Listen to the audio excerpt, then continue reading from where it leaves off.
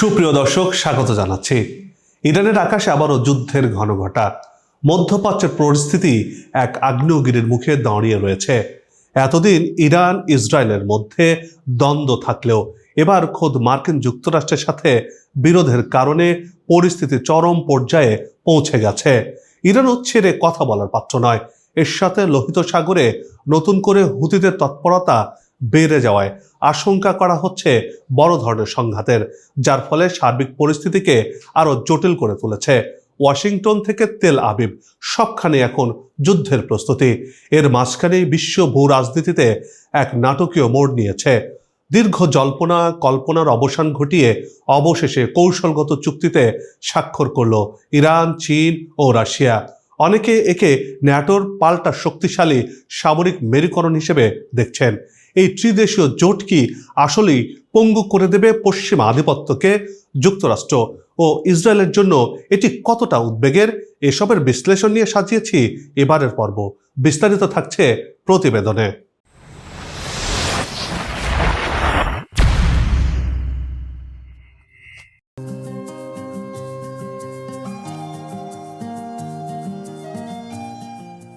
একবিংশ শতাব্দীর বিশ্ব রাজনীতিতে সম্ভবত সবচেয়ে বড় ভূ রাজনৈতিক পরিবর্তনের সাক্ষী হল বিশ্ব। তেহরান, বেইজিং এবং মস্কো, তিনটি শক্তিশালী দেশ এখন একটি অভিন্ন সুতোয় গাঁথা। সম্প্রতি স্বাক্ষরিত এই ত্রিপক্ষীয় চুক্তি শুধু কাগজে কলমে সীমাবদ্ধ নেই, বরং এটি পশ্চিমা বিরোধী এক দুর্ভেদ্য দেয়াল হিসেবে আবির্ভূত হয়েছে, যা কিনা ট্রাম্প এবং তার দখলদার বন্ধু নেতানিয়াহুকে আস্ত নরক দেখাতে চলেছে।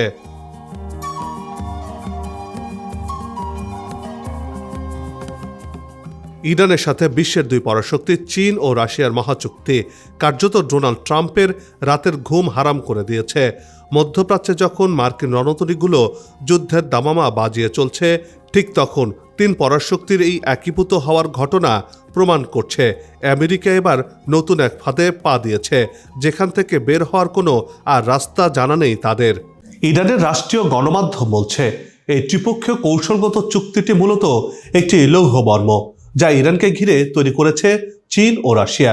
যদিও কূটনৈতিক ভাষায় বলা হচ্ছে এটি ন্যাটোর মতো কোনো সামরিক জোট নয়, কিন্তু এর ভেতরে থাকা শর্তগুলো ন্যাটোর চেয়েও ভয়ঙ্কর। অর্থনীতি, নিরাপত্তা এবং কৌশলগত সমন্বয় নামে যা তৈরি হয়েছে, এক কথায় বলতে গেলে তা পশ্চিমা আধিপত্যের কফিনে শেষ পেরেক মেরে দেওয়ার মতো। এই চুক্তির ফলে ইরান এখন আর একা নয়, বরং জাতিসংঘের নিরাপত্তা পরিষদের দুই ভেটো ক্ষমতা সম্পন্ন স্থায়ী সদস্যদের সরাসরি ছত্রছায়ায় চলে আসলো, যার মাধ্যমে ইরান এখন এক দুর্ভেদ্য দুর্গে পরিণত হলো। এতদিন আমেরিকা ভাবত নিষেধাজ্ঞার চাবুক পেরে ইরানকে বশ বানানো যাবে, কিন্তু চীন ও রাশিয়া যখন ইরানের অর্থনীতির পাহারাদার হয়ে দাঁড়ায়, তখন সেই নিষেধাজ্ঞা কেবল কাগজের টুকরো ছাড়া আর কিছুই নয়।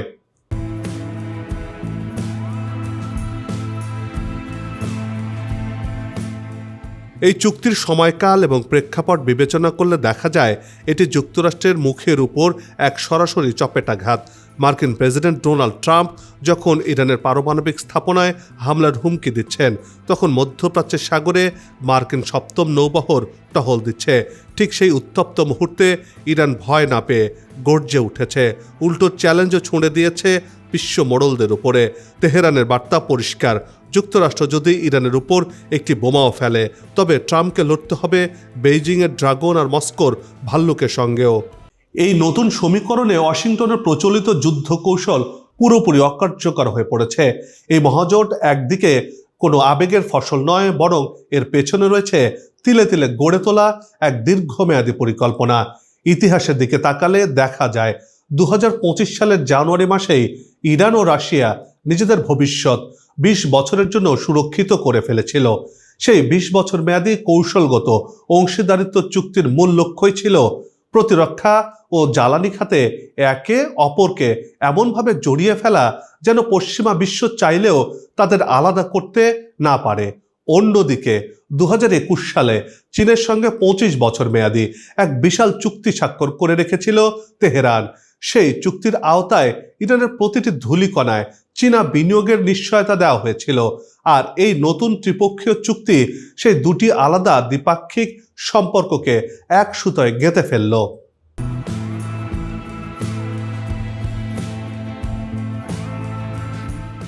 প্রথমবারের মতো এই তিন বিশ্ব শক্তি এক ছাতার নিচে এসে দাঁড়ালো।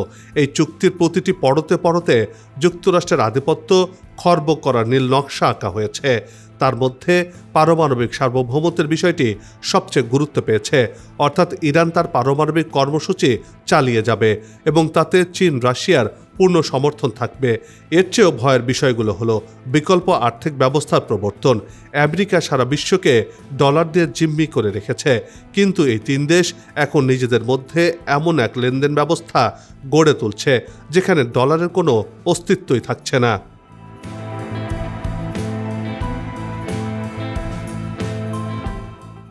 সুইফটের মতো বিশ্ব ব্যাংকিং সিস্টেমকে বাইপাস করে তারা তৈরি করছে নতুন অর্থনৈতিক করিডোর।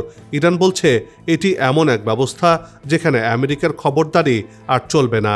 অর্থনৈতিক যুদ্ধের পাশাপাশি সামরিক সমীকরণটিও এখন অত্যন্ত স্পষ্ট। এই চুক্তির ফলে চীন, রাশিয়া এবং ইরানের সেনাবাহিনী এখন কাঁধে কাঁধ মিলিয়ে কাজ করবে। যৌথ সামরিক মহড়া, গোয়েন্দা তথ্য আদান প্রদান এবং প্রযুক্তির বিনিময়ে সবকিছুই হবে প্রকাশ্যে। বিশ্লেষকরা বলছেন এই প্রেক্ষাপটে ইরান, চীন, রাশিয়ার চুক্তি তেহরানের জন্য কৌশলগত সুরক্ষা বলয় তৈরি করছে। মধ্যপ্রাচ্যে এর প্রভাব সুদূর প্রসারী।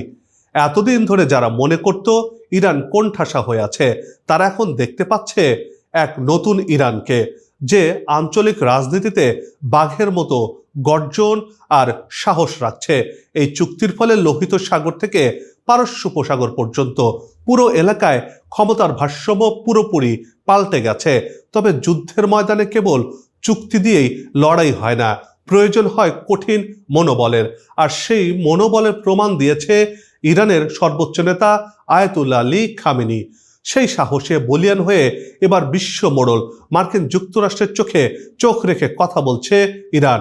এবার শর্ত দিয়েছে মার্কিনীদের সাথে আলোচনা বসতে যাচ্ছে ইরান। ইরানের সোজা কথা, যুক্তরাষ্ট্রের সঙ্গে আলোচনায় বসতে ইরানের আপত্তি নেই, কিন্তু সেই আলোচনা হতে হবে সমমর্যাদার ভিত্তিতে। আর সবচেয়ে বড় কথা, ইরানের মিসাইল বা ক্ষেপণাস্ত্র কর্মসূচি নিয়ে একটি শব্দ উচ্চারণ করা যাবে না। অর্থাৎ এক্ষেত্রে ইরান যুক্তরাষ্ট্রের চোখে চোখ রেখে কথা বলছে, শর্ত দিচ্ছে, যদি শর্ত মানে তবেই ইরান যুক্তরাষ্ট্রের আলোচনায় বসবে, না হলে ইরান তার নিজের মতো অবস্থানে থাকবে। আর যুক্তরাষ্ট্র কিন্তু সহজেই এই ইরানে হামলা চালিয়ে সাহস পাচ্ছে না, কারণ তারা জানে মধ্যপ্রাচ্যের অপরাজয় শক্তির নাম এই ইরান। ইরানে হামলা চালাতে গেলে সবকিছু তাদের তছনছ হয়ে যাবে।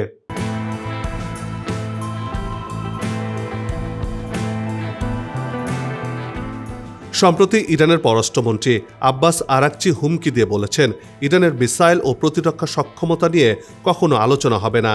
তার এই উক্তিটি ওয়াশিংটনের গালে আরেকটি চড়, কারণ মার্কিন সংবাদ মাধ্যম এক্সিওস বলছে হোয়াইট হাউস ইরানকে একটি নতুন চুক্তিতে সই করানোর জন্য মরিয়া হয়ে উঠেছে।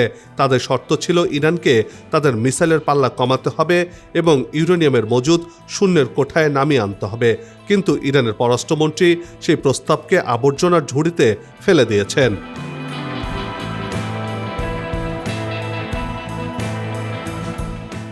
তুরস্কের আঙ্কারা ভিত্তিক গবেষণা কেন্দ্র আইরামের পরিচালক সারহান আফাকান বলছেন, বর্তমান পরিস্থিতিতে ইরানের সঙ্গে এমন কোনো চুক্তিতে আসা আমেরিকার জন্য অসম্ভব, কারণ ব্যালিস্টিক মিসাইলই হলো ইরানের অস্তিত্বের গ্যারান্টি। ইরান জানে গাদ্দাফি বা সাদ্দাম হোসেনের মতো ভুল তারা করবে না। নিজেদের আত্মসমর্পণ করা মানেই আমেরিকার কাছে আত্মসমর্পণ করা। তাই মিসাইল কর্মসূচি নিয়ে ইরান এক চুল পরিমাণও ছাড় দেবে না। মধ্যপ্রাচ্যের মার্কিন মিত্ররা একে একে ইরানে হামলা চালানো থেকে দূরে সরে যাচ্ছে। এই দেশগুলো ইরানে হামলার জন্য তাদের আকাশ বা ভূখণ্ড আমেরিকাকে ব্যবহার করতে দেবে না, এমন ঘোষণাও দিয়ে রেখেছে, যা একদিকে ইরানের কূটনৈতিক সাফল্য, অন্যদিকে যুক্তরাষ্ট্রের জন্য আরেকটি বড় ধাক্কা।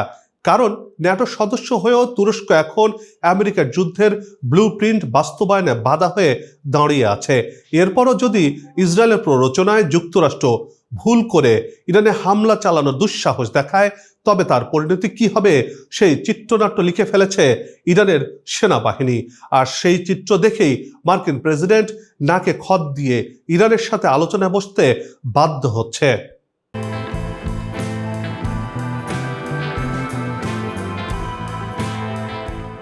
এবার যুক্তরাষ্ট্রকে কঠোর ভাষায় হুমকি দিয়েছে ইরানের এক সামরিক নেতা। এরপর থেকেই পেন্টাগনের জেনারেলদের রক্ত জমে যেন হিম হওয়ার উপক্রম হয়েছে। ইরানের এই নেতার স্পষ্ট বার্তা, যুক্তরাষ্ট্র ইরানে হামলা চালালে তার সাথে সাথেই পাল্টা অ্যাটাক করা হবে, যা হবে খুবই ভয়াবহ। মধ্যপ্রাচ্যের সাগরে ভাসমান যুক্তরাষ্ট্রের বিশাল সব যুদ্ধ জাহাজ ও সামরিক ঘাঁটিগুলো ইরানের মিসাইলের আঘাতে ভাসমান কফিনে রূপ নেবে, যা হবে চূড়ান্ত ধ্বংসাত্মক এবং আমেরিকার অস্তিত্ব কাঁপিয়ে দেওয়ার মতো। এই মুহূর্তে পারস্য উপসাগর বা আরব সাগরে থাকা আমেরিকার যুদ্ধ জাহাজ কিংবা সব সামরিক ঘাঁটি সবই ইরানের মিসাইলের নিশানার মধ্যে রয়েছে। এর অর্থ হলো পেন্টাগন যে নৌবহর নিয়ে গর্ব করে, ইরান চাইলেই মাত্র কয়েক মিনিটের মধ্যে সেগুলোকে সাগরে চুবিয়ে ফেলতে পারে, কারণ তারা ঝাঁকে ঝাঁকে হামলা করতে পটু, যা যুক্তরাষ্ট্রের আকাশ প্রতিরক্ষা ব্যবস্থা দিয়ে কোনোভাবেই ঠেকানো সম্ভব নয়। ইরানের হাইপারসনিক মিসাইল এবং ড্রোন প্রযুক্তির সামনে আমেরিকার কোটি ডলারের নৌবহর এখন অত্যন্ত ঝুঁকিপূর্ণ অবস্থায় রয়েছে। এখন ট্রাম্পকে সিদ্ধান্ত নিতে হবে, তিনি কি হামলা করবেন নাকি পিছু হটবেন, সেই প্রশ্ন করছেন বিশ্লেষকরা।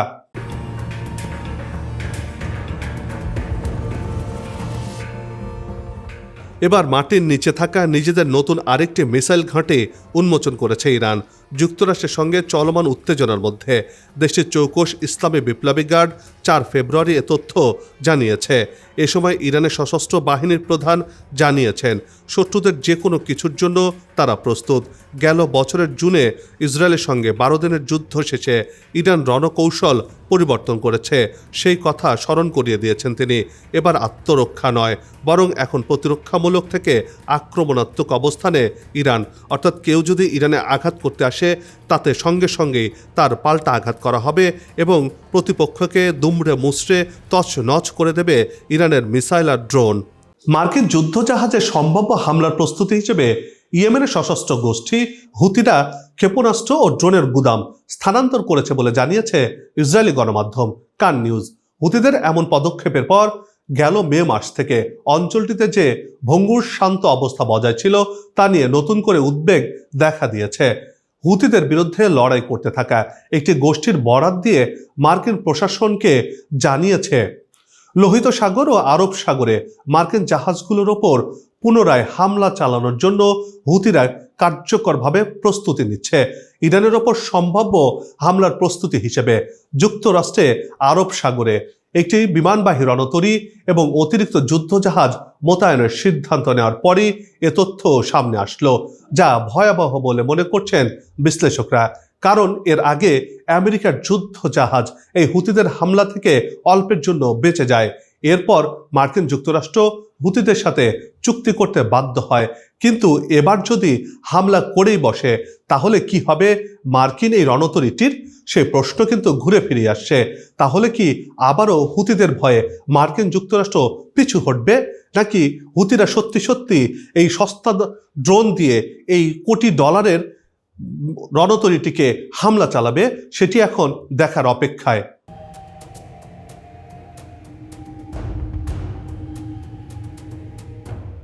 তবে একটি কথা বলতেই হয়, ইরানকে সাথে নিয়ে চীন রাশিয়া যে জোট তৈরি করলো, তা কি আসলে ন্যাটোর মতো দীর্ঘমেয়াদী সামরিক জোট হিসেবে টিকে থাকবে, নাকি কেবল অভিন্ন শত্রুর বিরুদ্ধে একটি সাময়িক কৌশল?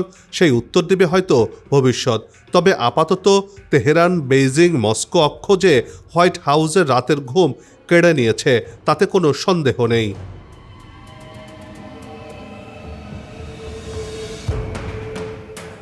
সবার সুস্বাস্থ্য আর মঙ্গল কামনা করে এই পর্ব থেকে বিদায় নিচ্ছি। আবারও হাজির হব নতুন কোনো খবর আর তার বিশ্লেষণ নিয়ে। নিজে ভালো থাকুন, দেশকে ভালো রাখুন, আমাদের সাথেই থাকুন। ধন্যবাদ।